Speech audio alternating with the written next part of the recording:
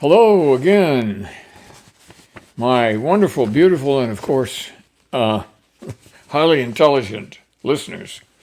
We are on the preparation edge of the season of Christmas called Advent, perhaps the most enjoyable and exhausting time of the year for a lot of Americans. Some of us are still Christians.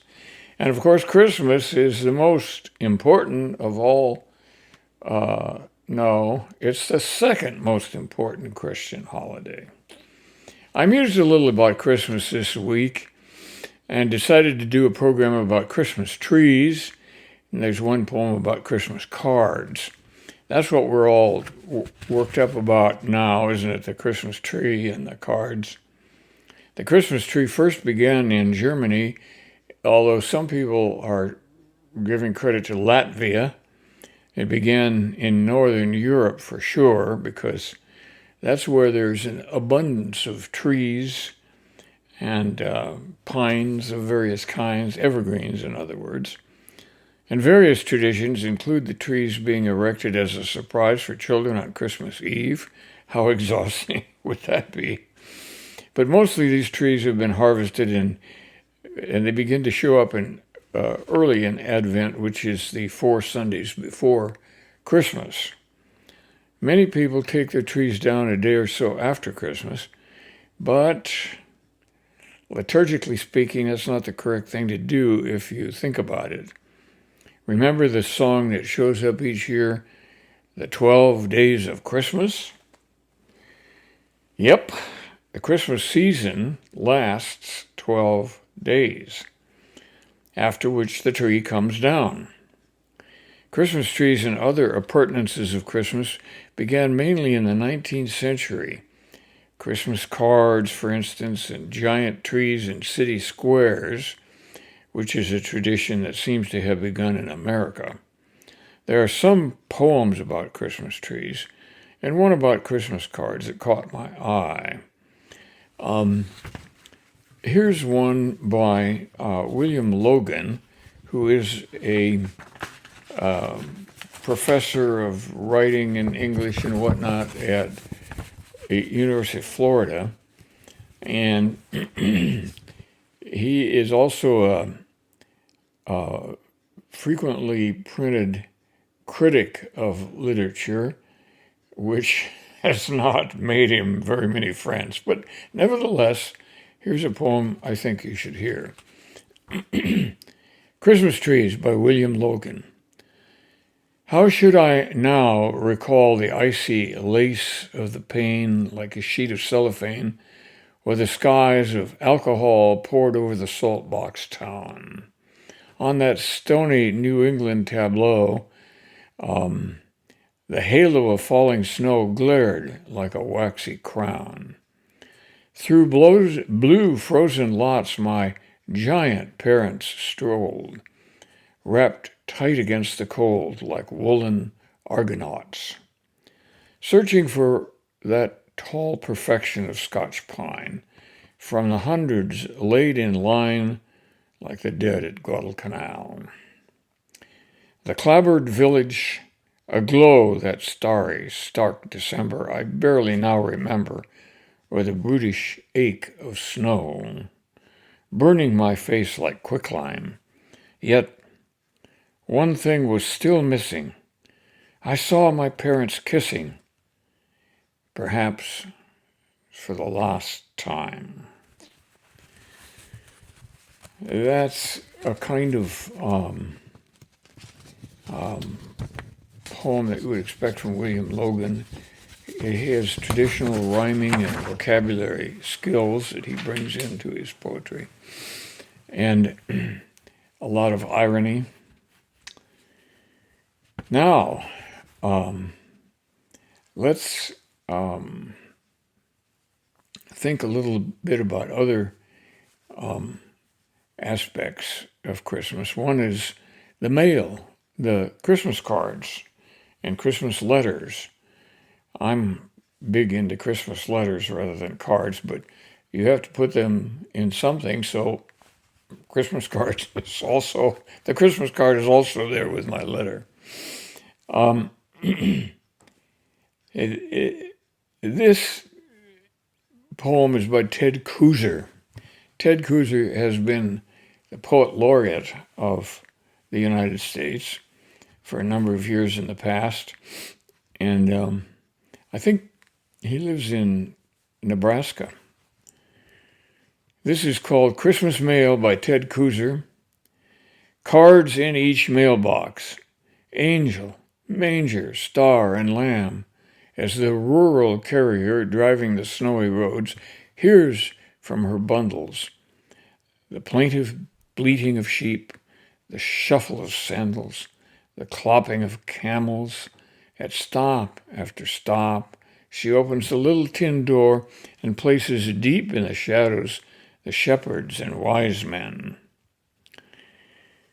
The donkeys, lank and weary, the cow who chews and muses, and from her styrofoam cup, white as a star and perched on the dashboard, leading her ever into the distance, there is a hint of hazelnut, and then a touch of myrrh. Myrrh, of course, is a bitter substance that in the past was used for anointing royalty and certainly used in the ancient days of the Hebrews and Egyptians as an embalming fluid. Well, that's the truth. Myrrh.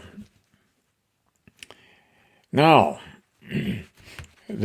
probably the best known and most, I think in many ways, the most wonderful Christmas tree poem was one by Robert Frost. And it's been widely published and read around Christmas time.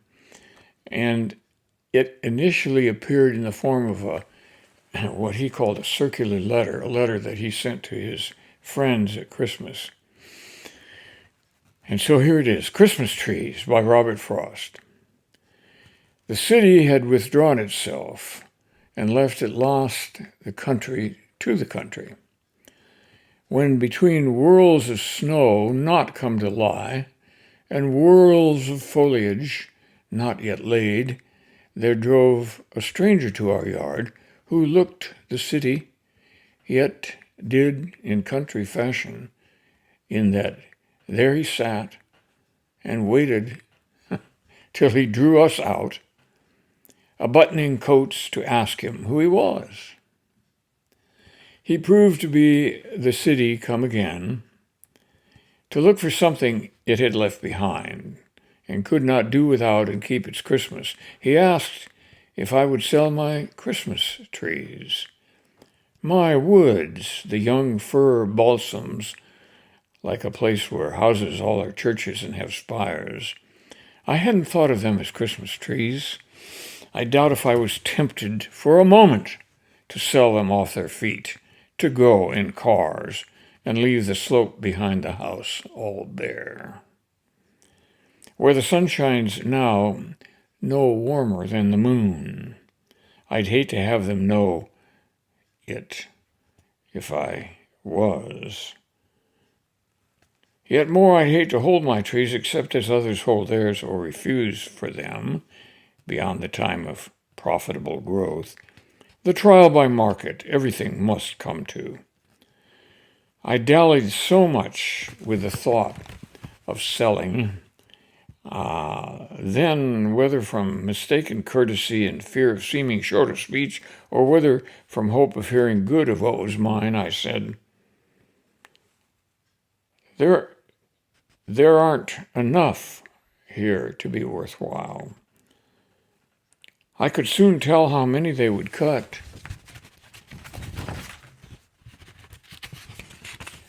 You let me look them over.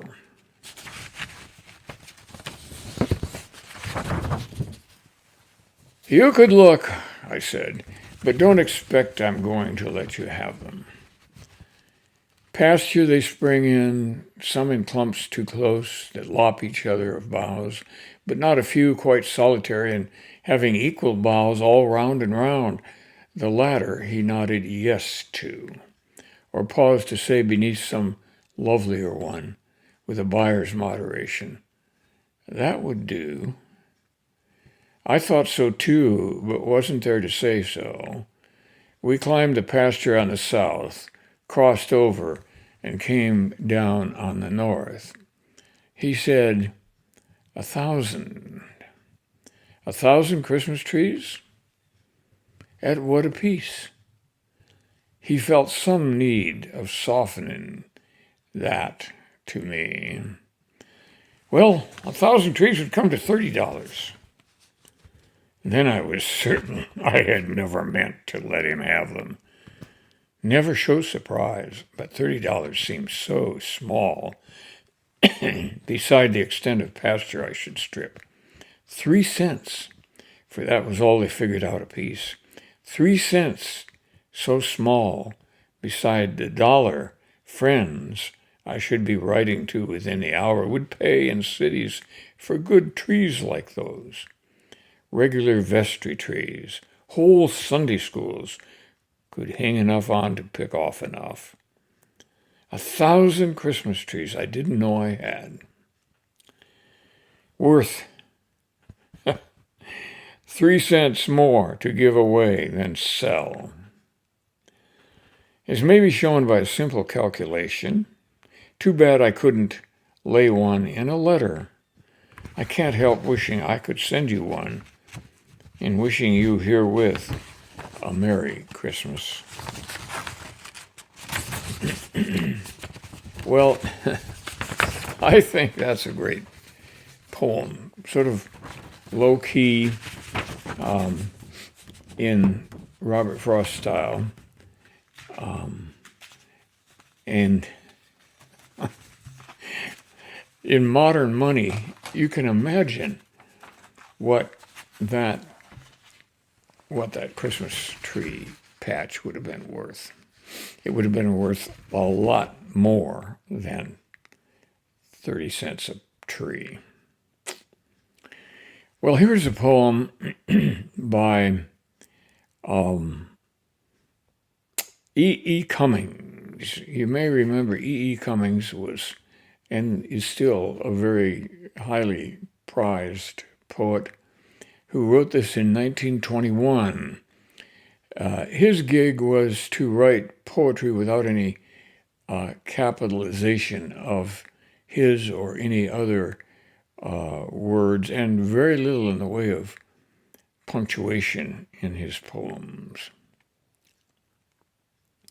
So this is called Little Tree. Little tree, little silent Christmas tree, you are so little.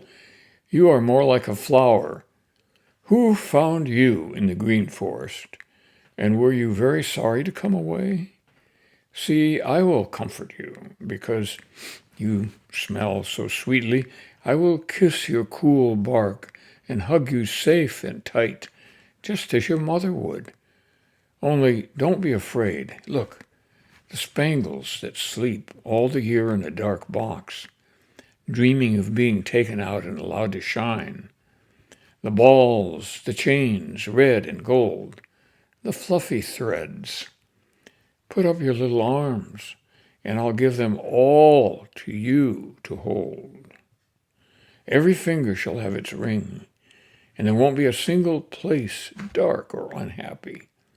Then, when you're quite dressed, you'll stand in the window for everyone to see, and how they'll stare. Oh, but you'll be very proud, and my little sister and I will take hands, and looking up at our beautiful tree, we'll dance and sing, Noel, Noel. I don't know about you, but I love Christmas trees. I've been around them all my life. My first Christmas, and I probably don't remember the Christmas tree then, was in 1936. And thereafter, I do remember every tree, because that was back in the days, long before we had artificial trees. The trees were all real trees, and I remember my mother having to take care every day or so to put water in the little tree holder so that it could soak up some water and the needles could stay fresh for the whole time. I don't know about you, but I love Christmas trees. And remember, Christmas lasts 12 days, as the song says. So leave yours up for the full time. You'll be glad you did. Bye now.